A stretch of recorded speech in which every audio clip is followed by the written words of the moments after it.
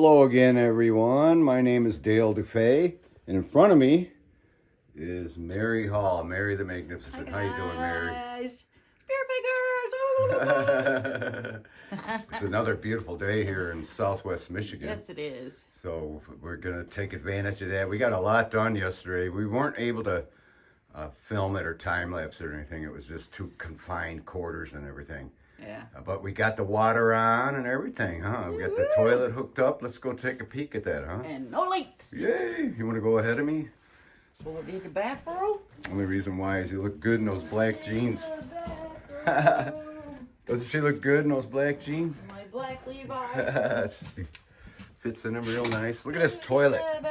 Yay! And then we got the vanity all hooked up. The reason we got this bucket here is this valve may have gotten too hot when we sweated it, and it just drips ever so lightly, but that'll be no problem. We got everything all installed, all the air traps, of course, to keep the pipes from knocking. They're all firmly mounted. We ran the hot water to the toilet, which of course... It's not sweating. Yeah, it's not sweating, yeah. No water. It should never sweat. But it's not really getting hot water. It's just getting like warm water. And then the shower faucet's all installed here and everything. I just knocked over the level. Yeah. Where's Dale? He's on the level. Got this all, perfectly in and everything. So we can put the surround on. We got the holes all drilled for the tub, mounting the tub. And we can leave the toilet in when we do the drywall. Yeah, Enough room. there's enough room in the back. Always make that back set just so where the wall, where the tank. But what's interesting is here, Mary, I just noticed, this is why they use 2x6 construction on plumbing walls. And I'll show you right here. See, this sticks out a 1/2 inch. So when we drywall, we're going to have to stop at the pipe and then backfill it. But that's, or the other option is we could have added another 1.5 inches on this wall, to accommodate the plumbing. But it's okay. We like I said, we'll be able to, just rock up to it, and then I'll backfill it with Durabond, and you'll never know. No one will ever know. Will it go over this? Yeah, it's just, no, even at the pipe. Well, see, it's real close at the pipe. But we don't want it to bulge. And it's all the way tight against the wall on the joining side. So, but that's just, one of the problems with having a 2x4 plumbing wall, which they did. I knew that we were going to run into that, but again, there's no problem backfilling it or anything. So yeah, we're real excited. It sure took a while. We're not professional plumbers, but we do understand exactly how it works. And then we still have to, all the solder. How many solder joints were there? At least 60, lot. Man. Yeah. And then we got them all prepared first, and as we showed in yesterday's video, we prepared every joint, and did the hot lines first. Yeah, we ran the hot line. We'll show you downstairs how nice that looks. We did get a little crazy with the solder, right? I always make sure I get plenty in there, and this is what happens. Usually you're supposed to really run behind it with the damp cloth and wipe all that solder nice and neat. And also the dampness cools off the joint real nice. And I think so we can heat it up and wipe it off. Yeah, but we don't even need to. This is all hidden. It's all hidden. But that's part of that's what when you're not a professional plumber, that's that kind of stuff kind of sticks out. We got to play with. Yeah, there's a propane torch. It was kind of a cheap one, but it worked. It's for what we do. We're not going to use it much more. Everything put on the roof. That's the flange on the roof, yeah. Which is real easy to do, real easy. I could show you on a demonstration on that, how to remove shingles properly and then replace them and put a vent cover in. A lot of people don't do it right. Oh, I know, but it's so simple. But I learned those tricks years ago and doing work for insurance companies, and we had a lot of times where the shingles were damaged and stuff like that, and we had to replace them. But yeah, look at this. Wow, it's so nice and neat. Sump pump works. Sump pump, we got that going. We're working on the cover right now. Mary had really clever idea. We'll show you what we're gonna do. Well, we're gonna inset this 3/4 inch thick plywood. We're gonna cut it out to where it goes right into that opening. And then over that, we're gonna put a round, perfectly round 1/2 inch piece. But she came up with a clever idea, you know, because I was asking her, what are we gonna do? And I knew she would come up with an idea. She traced half of it, and then we'll cut it out, and then she'll trace the other half and cut that out, because it doesn't matter if this bottom piece that's insetting is 2-piece, but it'll fit in there real tight, you know, and then the top one will make it look round, because I don't know if you noticed, this thing is oblong, you know, it's like that. It's supposed to, it was like a plastic tub they put in there, and then when they did the concrete work, it probably pushed it in a little bit. But see that we're real happy with this connection's perfect. It's not even one drop coming out of it. So now that we know that, we can dress this up real nice. We can fill this in with mortar. But I don't want to cover the rubber with any mortar, because the lime in the mortar would affect the rubber.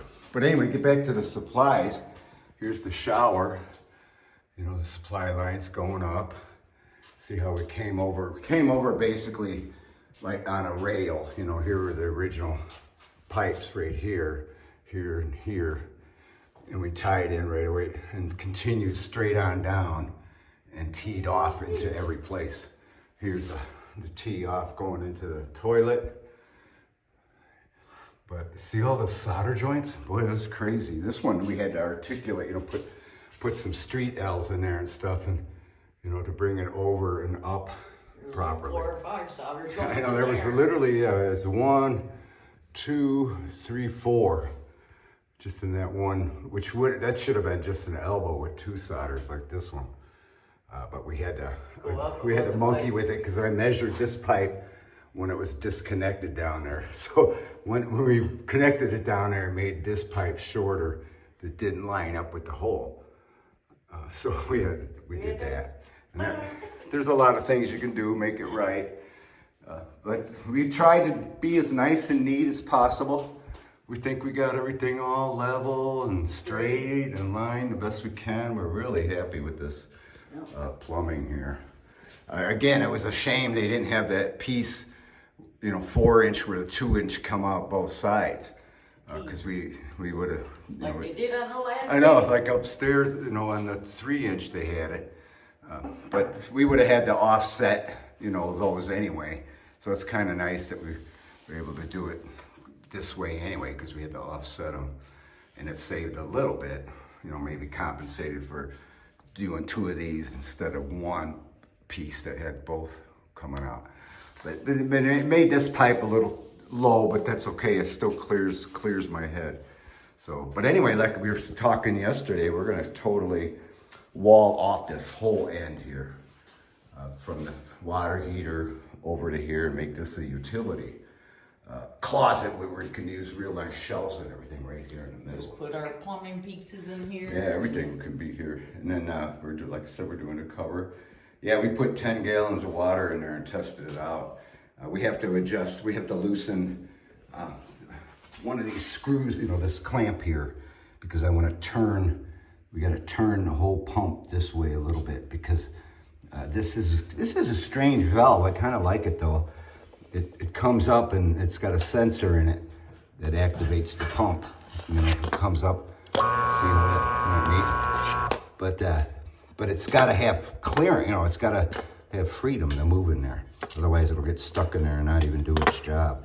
So we got to, you know, just turn the pump a little bit, make sure that's free moving and everything. But that, you know, other than that, it's working, you know, no leaks or anything like that, and it's draining through the soil pipe really good. So we're really happy.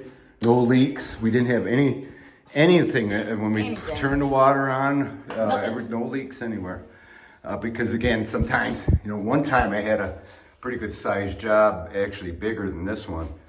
I had to pipe the kitchen and the bathroom and stuff. I, you know, had like 100 solder joints on that one, and I missed one solder joint. And I turned on the water, and it was like Armageddon down there in that basement. Solder all over the place. I'm thinking, oh my God, what am I doing? I don't know what I'm doing. So the left side of my brain was going, I told you so, you shouldn't be messing with this stuff. But we gotta, before we plug the water softener in, we're gonna disconnect it from this joke. You know, they hooked it to the hose and all kinds of stuff and ran it to the sump pump, but we're gonna run it right, you know, this line, disconnect it from the hose there and run it, put it right up there. And that can remain open because there's a trap down here. This trap traps the sewer gas from coming up because it's always full of water. So we'll just simply drop that line right in there, plug the softener in, because I noticed the water is pretty irony here. It's got a lot of color to it in the toilet water. So we got to get that water softener going, get the sump pump cover on, and then we're going to start insulating the bathroom and start drywalling it today. So yay. And then, so seriously, we're going to have to pick out a door and a floor. Door and a floor. Floor. I was telling Mary about these really cool doors that instead of the plain, you know, 6-panel doors that everybody gets, including us at H2, we're gonna get something really nice. It's, you know, it's got like the door would have like a arch panel in it. On the top it would be arched, and then a big panel, you know, in the center. So we'll show it to you when we get it. And then yeah, so we're gonna re-insulate all this. It did look like a R19 up here, by the way, but we bought some new. Maybe we'll just replace it because it got pretty dirty up there. Yeah. And you never know if that's really a true R19, probably a R15 or something. And we got R15 for the walls. So that's going to be all done today. We're going to start rocking. We're going to continue. Yeah, we're going to continue. We're going to utilize this area for sure, but not now. We're going to do it when we move in. So for now, we're just going to, you know, block this off with drywall here right for now. And we can always open that up. So, yeah. Yep. All right, Mary. Is there anything else you want to say? I want to say I love you guys and thank you guys for the thumbs up and watching the videos. I hope you guys enjoy them, and I hope you guys have a wonderful day and you guys stay safe. And my links will be below in the description for the PayPal and the Cash App. And I appreciate any donations we do, the cats do. And I love you guys, and have a wonderful day. All right, Mary, I surely love you too. So with that, we thank you for watching, and we'll talk at you later. Love.